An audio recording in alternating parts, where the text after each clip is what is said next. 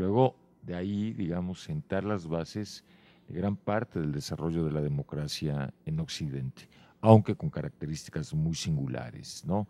La Edad Media, sí, presenta, digamos, un ejercicio de la democracia relativo hasta su pleno asentamiento en la modernidad. Es decir, la democracia, como la entendemos, es un fenómeno típicamente moderno, ¿sí? Producto del siglo XVII y XVIII, donde el Estado encuentra un límite frente a los individuos, ¿no? O lo que en el siglo XVIII se llamó la razón de Estado. Bueno, fíjate, ahorita que te escucho hablar de esto, me lleva a otro asunto, pensar en esta relación de un Estado esclavista, de esta relación del amo y del esclavo. Si esa estructura desapareció en esta época contemporánea, ¿no? ¿Y cómo se ubicaría este proceso democrático en esa relación de amos y esclavos? Por la relación que tenemos incluso de trabajo con respecto al psicoanálisis, ¿verdad? Este planteamiento que aparece en Hegel de la relación del amo y el esclavo es interesante, porque parecería, ¿sí?, que no podemos ser fuera de esa estructura, ¿no? Que es nuestra organización de esto privado radica en esta relación del amo y el esclavo como una relación necesaria. Pero ¿qué tiene que ver la democracia aún en esta época contemporánea con respecto a esta estructura, incluso psíquica, ¿no? Yo creo que es un tema interesante. Creo que esto podemos tomarlo como una gran metáfora de la relación con el otro. Yo creo que también uno de los grandes mitos fundadores de Grecia se encuentra en el rapto de Europa de Zeus, ¿sí?, quien la lleva a Asia y la retorna a Europa, es decir, la condición de la otredad. Yo creo que hablar de democracia no implica renunciar al tema del súbdito. Creemos que en una democracia no hay una articulación a la ley y es precisamente todo lo contrario. Yo creo que en gran parte la crisis de la democracia está atravesada por la crisis de la autoridad. Tomemos de un modo muy flexible el tema del amo y del esclavo, no podemos tomarlo literalmente, pero tiene que ver con la sujeción del individuo al otro, ¿no?, a la ley, al lenguaje y a la muerte. Y creo que en la sociedad moderna esta relación de súbdito se desdibuja totalmente. Se desdibuja, pero aparecen otras formas de dominio, que es el mercado. Hoy día el nuevo amo es el mercado, es el consumo, y parece que es un amo mucho más peligroso que el de la figura de la autoridad. Es peligroso porque finalmente no tiene un rostro, Exactamente. ¿no? Cuando mencionas este desdibujamiento, es una cuestión que es complicada, pero me parece que por no tener un rostro también genera otro tipo de efectos en los súbditos, ¿sí? Y yo pienso que parte de de ese otro efecto sobre los súbditos está esta actitud pasiva. Exactamente. Que no existía en esos momentos, porque si algo hay en esa relación del amo y del esclavo en esa época, es que los esclavos empiezan a ser contestatarios, claro, y esto es lo que produce que exista la cultura. Y claro, la transformación histórica. ¿No? Y hoy, frente a este nuevo amo que es el mercado, es difícil poderte relacionar con algo que parece ser más bien un fantasma, claro, pero que hace tus efectos, que te tiene dominado de otra manera, que los efectos de comportamiento del súbdito es muy complicada porque una de sus manifestaciones es esta pasividad, ¿no? Así esta dificultad para producir. Vamos a un corte y regresamos al tercer bloque del Territorio del Mundo.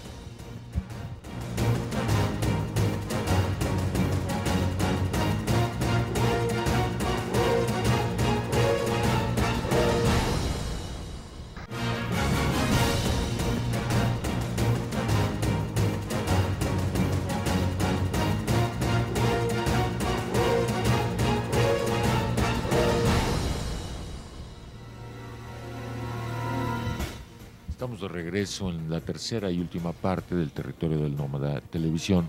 Faustino. Pues mira, yo creo que estamos hablando de este concepto del occidente partiendo del mundo helénico, ¿no? Del mundo grecorromano, de toda la producción que existe, de esta organización y esta estructura que parece no diluirse en los seres humanos, de esta relación del amo y el esclavo como parte de una interacción. Sin embargo, bueno, ese mundo también tiene una transformación, no se queda ahí, ¿no? Cambia. Y creo que cambia a partir de otro momento, ¿sí? La historia está considerada, por un lado, en el periodo antiguo, pero la antigüedad, la historia antigua termina en una época muy precisa que es la decadencia del Imperio Romano. Pero el Imperio Romano, para sostenerse, tiene otra entrada, y esa otra entrada es el mundo del cristianismo, ¿no? Así es, creo que el otro gran pilar de Occidente, para bien y para mal, va a ser la tradición judía y la tradición cristiana en general. En efecto, quizá a la entrada del cristianismo vuelva a darse una crisis política. Finalmente, la renuncia a este mundo, ¿sí?, va a determinar la crisis sobre los asuntos públicos. Esto lo ha señalado Hannah Arendt rastreando la crisis de lo político en Occidente. Ella se remite a Platón y posteriormente al cristianismo, ¿sí? Es decir, y sobre todo también a esta idea de que independientemente de lo que pase en la tierra, los cristianos tienen garantizada su salvación, cosa distinta al protestantismo, que va a ser un tema que va a trabajar Max Weber, precisamente en torno a la modernidad y la ética protestante. Entonces, en efecto, el cristianismo va a significar, por un lado, ¿sí?, una serie de valores indiscutiblemente importantes, el tema de la tolerancia que hereda el cristianismo, que proviene desde luego también del Islam, el valor de la tolerancia, ¿sí?, pero el cristianismo creo que va a ser muy paradójico en Occidente. Por un lado aporta valores de la criatura, de la dimensión teleológica de la historia, que va a ser clave también para Occidente, e incluso otra de las claves para entender Occidente como principio cultural es la idea del apocalipsis, del final de la historia que está en Hegel. Pero al mismo tiempo, también gracias a las fuentes del cristianismo, es que va a ser posible el holocausto judío, es decir, la condena a la cultura judía, la condena a toda esta tradición de pensamiento que viene de Jerusalén. Fíjate que es muy amplio esto que acabas de mencionar y me permite a mí poder ubicarme en otros aspectos que para mí son muy importantes. La entrada del cristianismo, si bien es cierto que trae este valor de la otredad, de los valores, del reconocimiento y de la tolerancia, como lo mencionabas, me parece que queda como en segundo plano, porque la entrada del cristianismo al mundo occidental vía Roma en su decadencia, para Roma más bien viene siendo el sostén de su poder, claro, de su poder político, ¿sí? Por lo tanto, el poder político ahí está desvirtuado con esta tolerancia al otro, ¿sí? Cuando Constantino la convierte en la religión oficial, pierde esa esencia de tolerancia, y entonces queda otro fantasma. En uno de los cortes, en uno de los de los segmentos, estábamos hablando de lo que el mundo contemporáneo, vía el mercado, se convierte como en un fantasma con el cual te hace efectos, pero no te puedes enfrentar. Igual sucede en ¿no? Porque esto está ligado al respeto a Dios, pero no el respeto al prójimo, ¿sí? El respeto a Dios que Roma lo asume como la sede, de que ahí está en ellos la inspiración divina, y entonces todo lo que ataras en la tierra será atado en el cielo, ¿no? Y eso me parece que es la parte más complicada, porque esa es una tradición que no ha desaparecido. Hoy la gente sigue pensando, ¿verdad?, de los que siguen siendo cristianos y católicos, etcétera, la cercanía a Dios, pero no al prójimo. Y el concepto del cristianismo era casi al revés. la cercanía a Dios estaba por la cercanía en esta tolerancia al prójimo, ¿no? Claro. En este reconocimiento al prójimo. Y eso es lo que lo desvirtúa el cristianismo a partir de la entrada como religión oficial por Roma.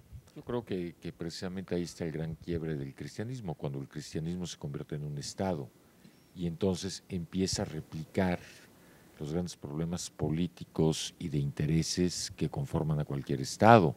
Yo creo que ahí está uno de los temas centrales sobre la crisis del cristianismo en Occidente y que desde luego esto es absorbido por el cristianismo desde Roma, es decir, Roma, ¿no? Y el desarrollo del imperio y el desarrollo del Estado romano lo va a absorber el cristianismo, ¿sí? Hasta convertirse en un Estado como cualquier otro. Sí, sí, pero un Estado muy fuerte y de mucha influencia. Y que responde a los mismos intereses que cualquier Estado. Sí, hay que tomar en cuenta que a partir de ahí los títulos nobiliarios empiezan a aparecer, ¿no? Es decir, no solamente aparece el del sacerdote, sino aparece el del obispo, el del arzobispo, el cardenal, el papa, ¿no? Cuando la organización cristiana, digamos, original, no tenía, es un sentido de comunidad, una comunidad anarquista. Sí. Y eso no quiere decir que eran unas mansas ovejitas, ¿no? Digo, también tenían sus respuestas muy conflictos y todo, pero no existía esta estructura, ¿cómo se dice? Vertical, es decir, se convierte en una estructura vertical como ninguna otra religión la tiene. Claro, y a partir de ahí me parece que eso da al traste. Y esa es otra de los conceptos de lo que implica también el Occidente, ¿no? Claro. Y la influencia que tiene. Yo creo que es un momento de reflexión con respecto a esto, ¿no? Porque también han existido movimientos dentro del cristianismo que han intentado oponerse a esta estructura vertical, ¿no? Claro, volver a las fuentes originales. ¿No? Ya mencionaste, es una de ellas, el protestantismo, ¿no? Claro. Es importante retomar la figura de ¿cómo se llama? Este franciscano que fue uno de los o dominico. Bueno, no recuerdo. Lutero. Lutero, sí, exactamente. Agustino, era Agustino, era sacerdote agustino. Bueno, está el cuestionamiento que le hace a Roma, ¿no? Y cómo legalmente se refiere a las escrituras para cuestionar la estructura romana, ¿no? De la iglesia romana. Y eso me parece que es interesante porque los católicos hoy piensan a Lutero como un desertor, ¿no? Cuando en realidad es alguien que cuestiona esta podredumbre que se empieza a dar en la estructura del Vaticano, ¿no? Por hoy ha sido todo, les agradecemos su presencia en el territorio del Nómada Televisión y nos vemos y escuchamos en otra ocasión. Gracias.